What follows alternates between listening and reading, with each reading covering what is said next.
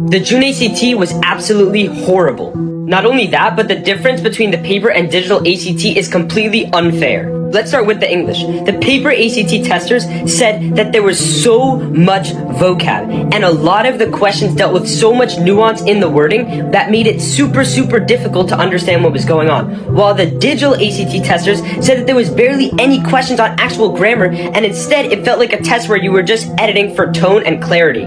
Now for the math, paper ACT testers said that it was absolute hell. For both the international and US ACT, many testers said that they were randomly guessing on about 8 to 15 of the questions. On top of that, as always, so many people ran out of time on the paper math section. However, the digital ACT testers said that it was pretty simple, and there wasn't a clear format where it went from easy to difficult. Instead, the questions were randomly scattered. But people say that the built-in calculator was absolutely horrendous. Now, following this trend, on the paper version of the reading, a lot of testers said that it was pretty difficult. Some passages were a little easier than others, but in general, a lot of them dragged on and were just really boring. However, on the digital version, people say that it was incredibly easy, and even one of the passages was taken straight from one of the past paper ACTs. Can you see what I mean by the fact that digital ACT has an unfair advantage? Now for the science, there wasn't anything too noteworthy. On the paper ACT, there were some passages where the tables were a bit confusing. Some of the viewpoints from different authors might have been a little confusing, but nothing too crazy.